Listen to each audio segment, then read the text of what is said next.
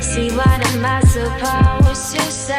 So hope that one day maybe you'll stay. 'Cause when my heart beats up with time. Hi gems, we're going to jump right into it. You guys have seen me do my brows 1,000,001 times, so I will be speeding through this process. But just the normal grooming using my MAC Dip Down Brow Gel, using my 266, what is this, MAC brush. And then, as always, I clean them with my MAC Pro Longwear Concealer and NC45.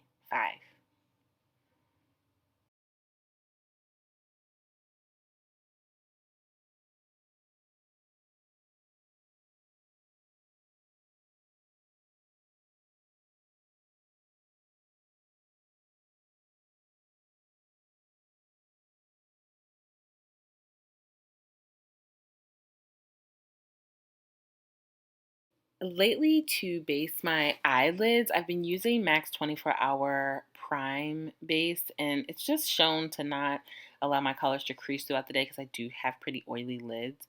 And I let that dry.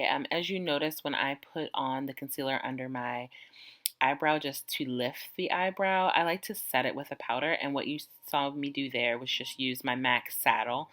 So to go in with my first transition color, this is Max Rule, which is like an orange. And I like this a lot because it's relatively faint, but yet effective when blending out the other colors that I'm going to apply to the lid. And I just put this above my crease in a windshield wiper motion. And again, this is just my light transition orange color before I start applying more of those rich brown tones. And this, you guys, has been my fave palette that I've been drawn towards.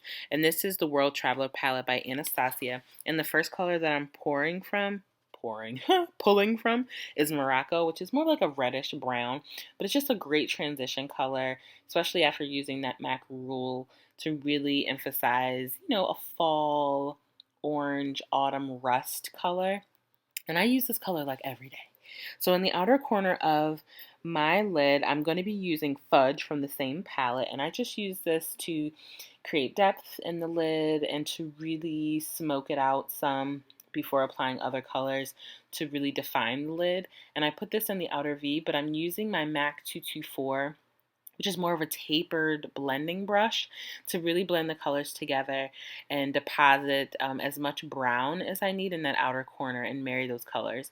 And then I go back in with just my clean blending brush and marry the Morocco as well as the Fudge together. So I'm using a synthetic brush here on my lid before I pull the color that I chose, and I spray it so that the color really is vibrant on my lid. And you all know I have a hooded lid, so it's important to deposit the color below the crease so that it doesn't separate and then transfer to the top of my lid. And I'm using MAC's Mythology. No, I'm lying. I'm using MAC's Ambering Light. And this is just a rich shimmer gold with more of like orange undertone. I like a little bit of the copper that it shows. And I'm just depositing that color directly on the lid and blending everything together as you see me do here. And this is just the MAC 217 brush. And to deepen the outer corner of my eye, I'm going in using MAC Sketch, which is like a rich deep purple. I didn't want to use black, so this, in my opinion, when I use Sketch, doesn't make the eye look too harsh and heavy, but it definitely disperses enough depth to give more dimension to the lid. And then I blend that all together. And I'm using, I believe here, my Sigma E45 blending brush to just make sure that that deposit is evenly distributed. Obviously, I'm using my Inglot black liner, which, I mean, come on, who am I kidding? I cannot do it on camera. So just cleaning up any fallout below the eyelid and making sure that I won't mix that in as I start to apply concealer and my foundation to my face. Us oily girls know the struggle, so I go in with my MAC Oil Controlling Lotion just as a base to moisturize my skin before I start applying other products for priming and mattifying. This really helps me throughout my day to really control the oil that naturally exudes from my skin, which I hate a shiny face, but anything I can do to preserve the makeup throughout the day, the best. So I go in next with my step one from Makeup Forever Mattifying, and I put this directly on my problem areas, which is typically my T-zone, so my chin, the top of my lip, my nose, and the center of my forehead. And then I have relatively large pores, so I use my Maybelline pore eraser. And as you can see, those bags are not Chanel, honey. They are deep and very real. So I like to go in with a concealer before I apply my foundation to just conceal those dark circles and any other problem areas on my face from, picking and messing that's caused scarring. So that's what you see me doing here. And to blend it all together, I have been loving my Real Techniques sponge more than my Beauty Blender lately. So I just use this to pat and blend all of that concealer in.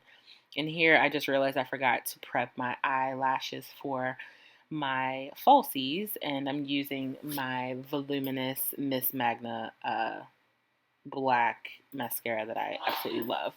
And as far as lashes today, I'm using my KoKo lashes, KoKo, and I love these because they are double layered wispy, so they give me a little bit more dramatic look, but not as heavy. And I'm mixing foundations today. I'm just using my NW47 and my Studio Sculpt and NW45, and I mix those. And they're a little bit thicker, so I like to spray on my face a little bit of setting spray before blending it. And this is my go-to foundation brush, which is my Morphe M439. And I like to then go back in and, especially around my eyebrows, make sure that the foundation is blended in to my liking with my Beauty Blender. And that's what you see me doing here. Make sure everything is right and tight. So to highlight, again, this is one of my favorite concealers, and this is my Nars Radiant Creamy Concealer, and I'm using it in the color Amande, and this is just to highlight and lift, and I really love the creamy consistency, and it does not separate throughout the day, so I really love that. And I make sure to blend that in again with the Deep Beauty Blender. And rather than snatching that nose, I like to bring my concealer up higher on my nose rather than just leave it directly on the cheekbone area. And I blend all that together because I feel like it gives me already like a defined highlight, and I don't have to go too deep in contouring my nose like I used to. And to set my highlight, I'm using my Mercier luxury powder, and I like to pat one last time before applying the powder to avoid any creases that may have occurred as I was prepping the other parts of my face. And I don't necessarily like the concept of baking so much. I just kind of let it sit there, not for a long period of time, to be quite honest. I like to just do both sides and then brush it away.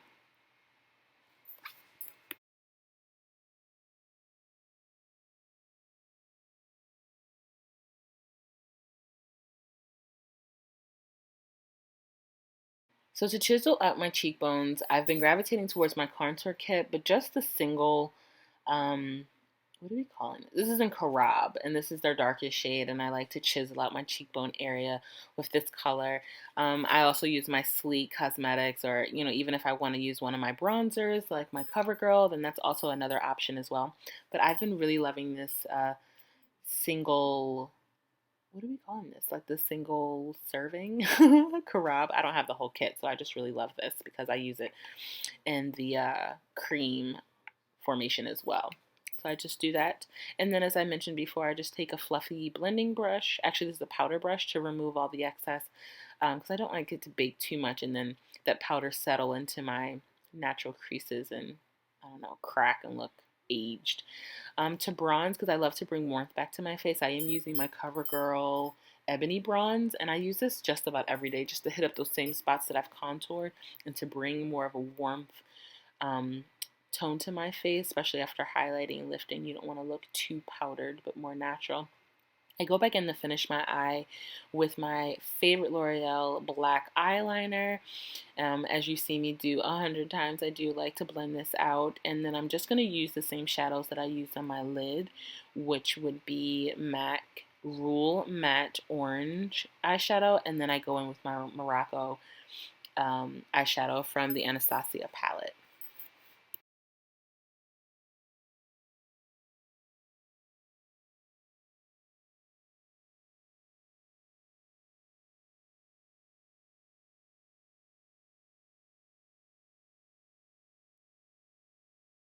So in the war against being oily, I do like to set my entire face with my finishing powder, and this is from Lancome, and I believe I'm using Suede 545.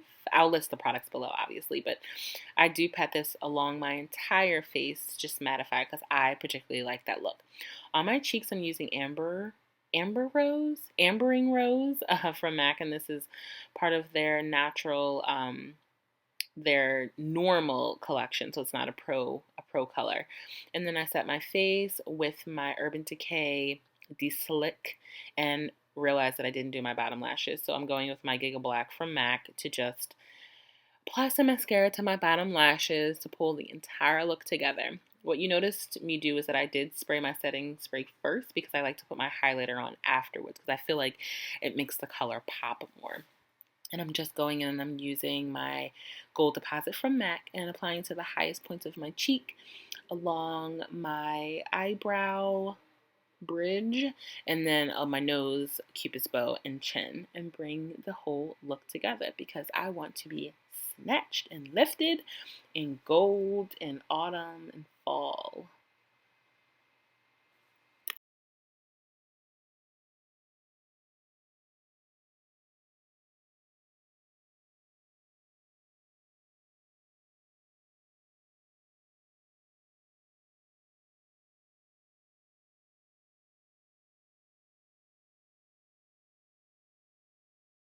To line my lips, I'm using MAC's Chestnut because I want to go for a rich, deep tone on my lip. And I just outline my lips as natural. I don't go above my natural lip contour. And I like to come in a little bit, excuse the interruption. My husband felt the need to tell me that I was within my lips. Judge. I'm filling in my lips with my MAC Antique Velvet, which is this gorgeous color that came from their MAC collection. And there you have it. Finish off with another spritz of setting spray. And there you have it. You have your fall glam, go-to easy gorge look.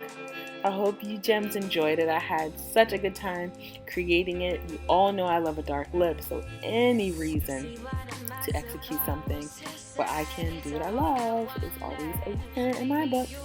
So until our next video, gems, shine bright. Bye.